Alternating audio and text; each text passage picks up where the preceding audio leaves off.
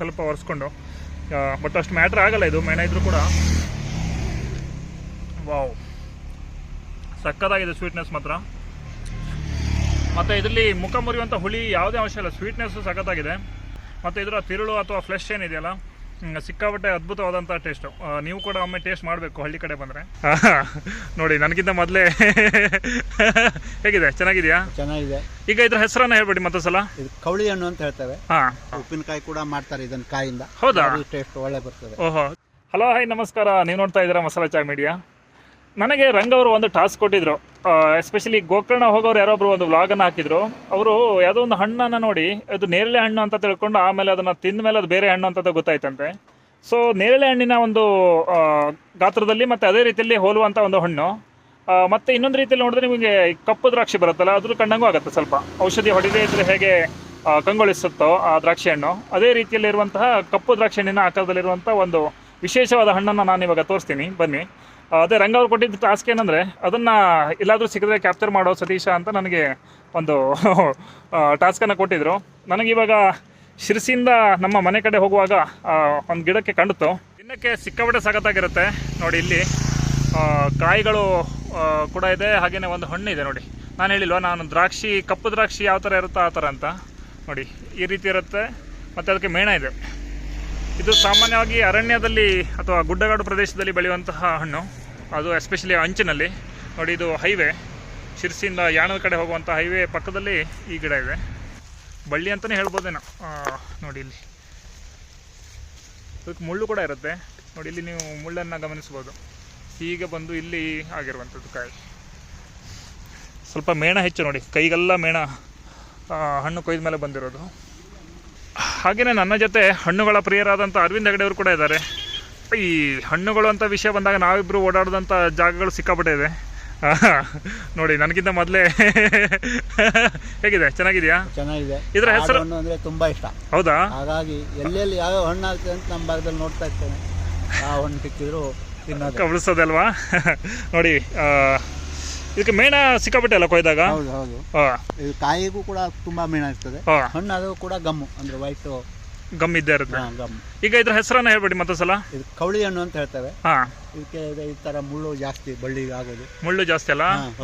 ಉಪ್ಪಿನಕಾಯಿ ಕೂಡ ಮಾಡ್ತಾರೆ ಇದನ್ನ ಕಾಯಿಂದ. ಹೌದಾ? ಟೇಸ್ಟ್ ಒಳ್ಳೆ ಬರ್ತದೆ. ಓಹೋ, ಇದು ಕಾಯಿ ಈ ಕಡೆ ಇದು ಹಂಪಾಗಿದೆ. ಇದು ಹಂಪಾಗಿದೆಲ್ಲ, ಕೊಯ್ದು ಬಿಡೋಣ ಅದನ್ನ.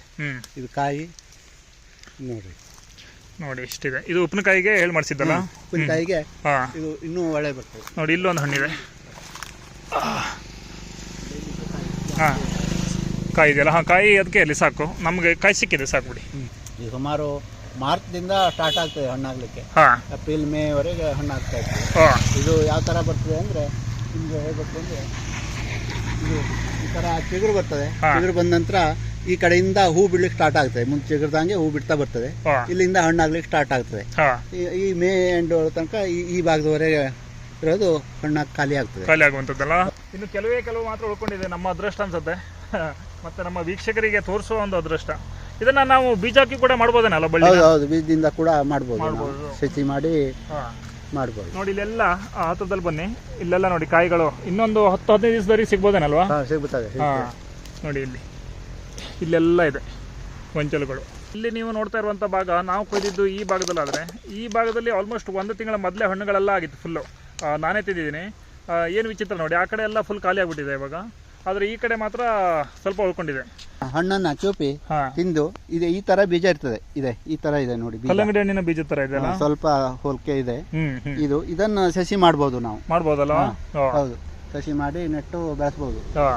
ಈ ಹಣ್ಣನ್ನ ನಾನು ಬಾಲ್ಯದಿಂದ ಇದೇ ಸುತ್ತಮುತ್ತಲ ಭಾಗದಲ್ಲಿ ಬೆಳೆದಿದ್ರು ಕೂಡ ನನಗೆ ಈ ಹಣ್ಣು ತಿನ್ನೋ ಭಾಗ್ಯನೇ ಇರಲಿಲ್ಲ. ಈಗ ಅರವಿಂದ್ ಅಣ್ಣ ಅವರು ಈ ಟೈಮ್ನಲ್ಲಿ ಆಗುತ್ತೆ, ಈ ಏರಿಯಾದಲ್ಲಿ ಸಿಗುತ್ತೆ ಅಂತ ಹೇಳಿದ ಮೇಲೆ ನಾನು ಈ ವರ್ಷ ಫಸ್ಟ್ ಟೈಮ್ ಟೇಸ್ಟ್ ಮಾಡಿರೋದು. ಆಲ್ರೆಡಿ ತಿಂದಿದ್ದೀನಿ ಈಗ 1 ತಿಂಗಳ ಹಿಂದೆ. ಮತ್ತೊಮ್ಮೆ ಇವತ್ತು ಕೊಯ್ದಂಥ ಹಣ್ಣನ್ನು ತಿನ್ನೋಣ. ನೋಡಿ, ಸುತ್ತಲೂ ಮೇಣ ಆ್ಯಕ್ಚುಲಿ ಆವರಿಸ್ಕೊಂಡಿದೆ, ಸ್ವಲ್ಪ ಒರೆಸ್ಕೊಂಡು. ಬಟ್ ಅಷ್ಟು ಮ್ಯಾಟ್ರ್ ಆಗಲ್ಲ ಇದು, ಮೇಣ ಇದ್ರೂ ಕೂಡ. ವಾವ್, ಸಕ್ಕತ್ತಾಗಿದೆ ಸ್ವೀಟ್ನೆಸ್ ಮಾತ್ರ. ಮತ್ತು ಇದರಲ್ಲಿ ಮುಖ ಮುರಿಯುವಂಥ ಹುಳಿ ಯಾವುದೇ ಅಂಶ ಇಲ್ಲ, ಸ್ವೀಟ್ನೆಸ್ಸು ಸಖತ್ತಾಗಿದೆ. ಬೀಜ ಒಂದು 2-3 ಬಾಯಿಗೆ ಸಿಗುವಂಥದ್ದು. ಮತ್ತು ಇದರ ತಿರುಳು ಅಥವಾ ಫ್ಲೆಶ್ ಏನಿದೆಯಲ್ಲ, ಸಿಕ್ಕಾಪಟ್ಟೆ ಅದ್ಭುತವಾದಂಥ ಟೇಸ್ಟು. ನೀವು ಕೂಡ ಒಮ್ಮೆ ಟೇಸ್ಟ್ ಮಾಡಬೇಕು ಹಳ್ಳಿ ಕಡೆ ಬಂದರೆ.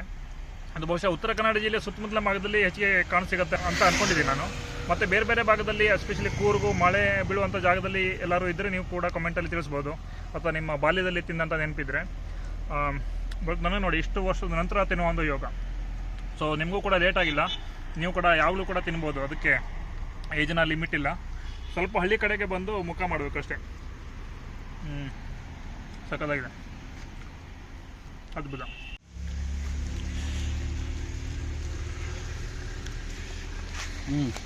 ಚೆನ್ನಾಗಿದ್ದ? ಸ್ವಲ್ಪ ದಿವಸ ಆಯ್ತು, ಹಾಂ, ಇನ್ನೊಂದು ಸ್ವಲ್ಪ ದಿವಸ ಆಯ್ತು, ಇನ್ನು ಸ್ವಲ್ಪ ದಿವಸ ಇರ್ಬೋದಲ್ಲ. ಮಳೆ ಬೀಳಲಿಲ್ಲ ಅಂದರೆ ಬಾಳಿಕೆ ಬರೋ ಚಾನ್ಸಸ್ ಇದೆ. ಹೌದು, ನಮ್ಮ ಅದೃಷ್ಟ ನೋಡ್ರಿ. ಆ್ಯಕ್ಚುಲಿ ಸುಮ್ಮನೆ ಒಂದ್ಸಲ ನಾವು ಹೀಗೆ ನಿಲ್ಲಿಸಿದ್ವಿ ಗಾಡಿನ, ಹುಡುಕ್ತಾ ಇದ್ದಂಗೆ ಸಿಕ್ಬಿಡ್ತು. ಮೇಲ್ಗಡೆ 2 ಇದೆಯಲ್ಲ ಕೊಯ್ಯೋದ. ತುಂಬ ಜನ ನೇರಳೆ ಹಣ್ಣು ಅಂತ ಮೋಸ ಹೋಗಿದ್ರಂತೆ, ಅಥವಾ ನೋಡಿಬಿಟ್ಟು ನೇರಳೆ ಹಣ್ಣು ಇರ್ಬೋದೇನೋ ಅಂತ ಬಿಟ್ಟು ಹೋಗಿದಾರಂತೆ. ಯಾರೋ ಒಬ್ರು ರೀಲ್ಸಲ್ಲಿ ಹಾಕಿದ್ರು. ಒಬ್ಬರು ಆಮೇಲೆ ನಿಲ್ಲಿಸ್ಬಿಟ್ಟು ನೇರಳೆ ಹಣ್ಣು ಅಂತ ತಿಳ್ಕೊಂಡು ಆಮೇಲೆ ತಿಂದಮೇಲೆ ಅದ್ರ ರುಚಿಗೆ ಮಾರು ಹೋಗಿ ರೀಲ್ಸ್ ಮಾಡಿದ್ದಾರೆ.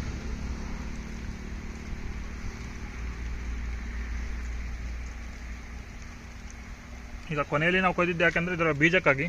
ಇದರ ಗಿಡ ಮಾಡಬೇಕಂತ ಈ ವರ್ಷ. ಬಹುಶಃ 2-3 ವರ್ಷದ ನಂತರ ನಮ್ಮ ಮನೆಯಲ್ಲೇ ಬೆಳೆದಂಥ ಹಣ್ಣಿನ ರೀಲ್ಸ್ ಬರ್ಬೋದೇನೋ ಫೇಸ್ಬುಕ್ಕಲ್ಲಿ ಅಥವಾ ಇನ್ಸ್ಟಾಗ್ರಾಮಲ್ಲಿ. ಅಲ್ಲಿವರೆಗೆ ವೇಟ್ ಮಾಡ್ತಾ ಇರಿ. ಟೇಕ್ ಕೇರ್, ಬಾಯ್.